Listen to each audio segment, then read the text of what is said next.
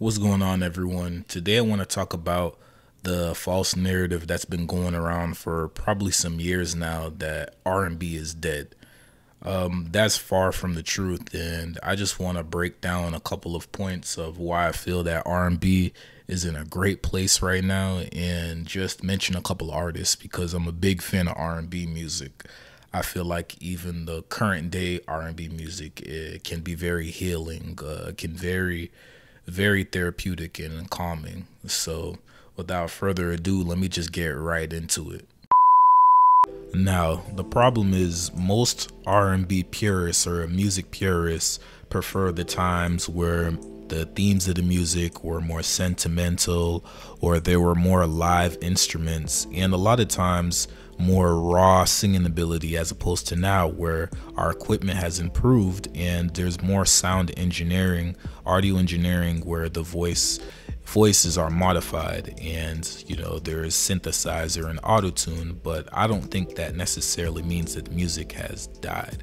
What I would say is that music has evolved over time, and most music doesn't necessarily die, more so it evolves and expands and adapts to different things. And with R&B music, I feel like it's been mixed with other genres, and although the core R&B is not as trendy on the radio now, there's different blends. One thing about history, it repeats itself, and that applies to music as well. There's a lot of people sampling different types of music and experimenting with the blends, and historically R&B has always had a bit of a overlap when it comes to different genres getting involved, particularly hip hop. And that's why a lot of these rappers that don't necessarily sing have been able to cross over and blend, adding the hip hop element, while also some of them have been able to hold some notes here and there from time to time. So it's definitely a hybrid that's going on. And then you have pretty much a legend at this point in Chris Brown, who constantly still makes bangers, a lot of hits over his career and even currently now. But you could argue that a lot of his music is more catered towards pop. It's more pop like and hip hop sounding. However, he's still a part of the R&B conglomerate. And artists like Drake form the same model with their kind of R&B type of music, which continues to dominate the charts. But there's another genre that's re-emerging. So what I classify it as is pretty much alternative R&B that's like has a new age kind of neo soul vibe to it, and they pretty much are dominating the underground scene and honestly deserve more recognition. So the first artist I'd say is definitely spearheading the movement is Brent Faiyaz. So anyone that's followed R&B, unless you're living under a rock, has probably heard of Brent Faiyaz. He was underground for quite a while, but he recently made a song with Drake, so he's definitely been pushed even further into mainstream media, even though he's already gained some recognition. And I say that a lot of his music, particularly the older projects, I felt were very soulful and had a lot of a 90s element to it and just pretty mellow. And I say even his current day music is pretty good. A lot of people won't know this music though, because if they're only listening to radio, you might not hear some of his songs. And I'd say he's been doing this for some years and has a huge following. Me, I've been streaming his music for quite a while now, and I'd say that he's one of these artists that is unique and doesn't fit that one niche, because a lot of musicians are starting to sound the same and look the same, and I still feel like he's one of the age of artists that is his own person but does have elements of artists of the past.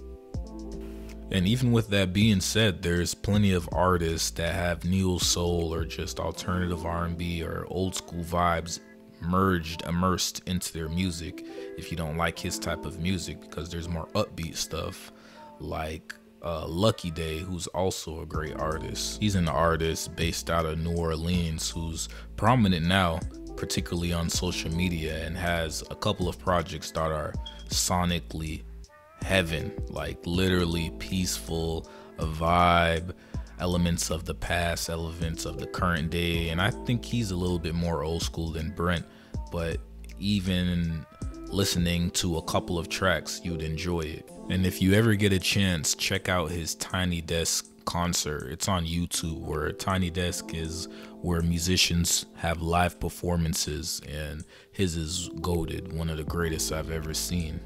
Summer Walker also did a performance as well with Tiny Desk, and that just brings me to the R&B artists as it relates to women. They're doing a great job as well.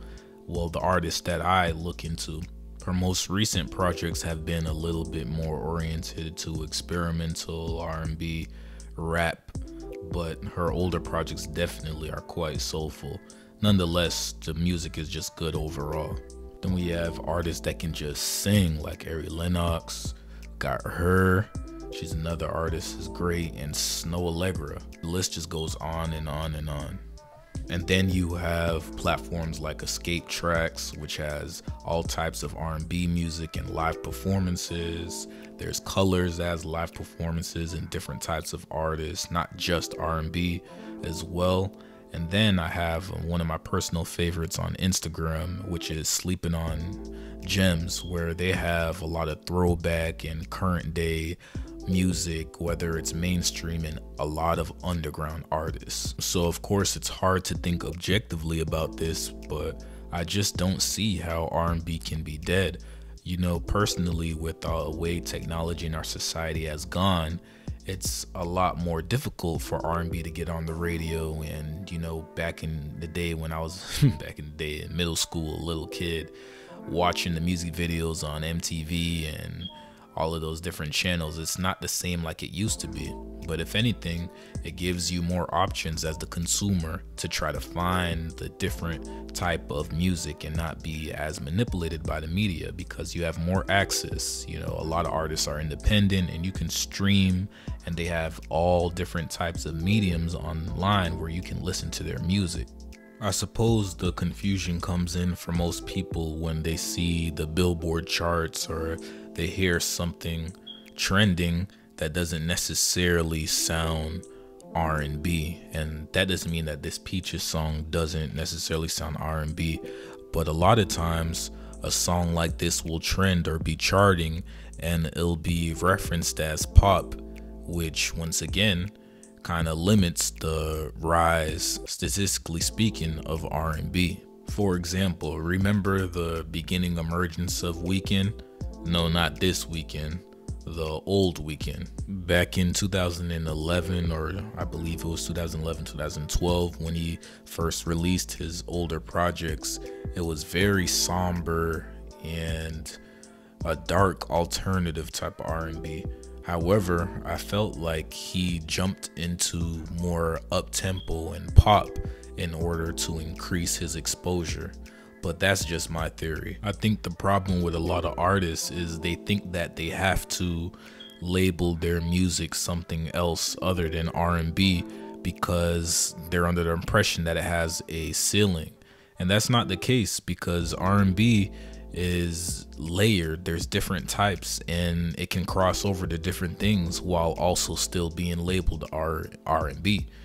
But I think if they continue to label it different things, then it probably stops it from really gaining exposure through the regular mediums that we had in the past, like the radio. The record labels will continue to have it submitted under different categories, which in turn results in the Billboard and Hot 100 putting songs that shouldn't be pop or rap or whatever the case in those categories, as opposed to the actual R&B. The beauty about that anyways is the type of artist that Weeknd is. If you've listened to his projects, he's very versatile and he probably would have branched out anyways. Whether you're the Weeknd or Frank Ocean, who constantly experiments with different sounds and expands past R&B with his influences externally, you cannot deny that R&B not only has layers but has a lot of big talents and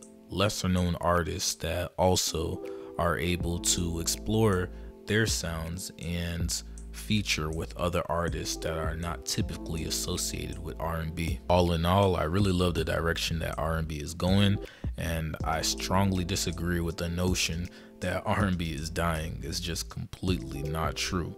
It's a false narrative. There's so many new stars that are emerging and a lot of underground artists that are still gaining a lot of support from their supporters. There's many people streaming their music. They're just not as seen because R&B is not as broadcasted as it used to be. So I think that people just have to give it an opportunity.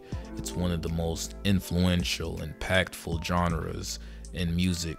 And I don't think that anybody can truly appreciate the importance of this genre if they don't make an effort to actually research the different things that are out there. So disregard the major publications and whether or not how frequent they broadcast this genre. Disregard how you personally feel and open your mind to different artists and different blends of R&B and check it out.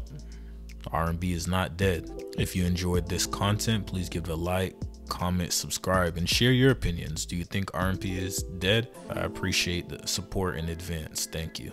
Peace, love, blessings, and as always, keep it Trill.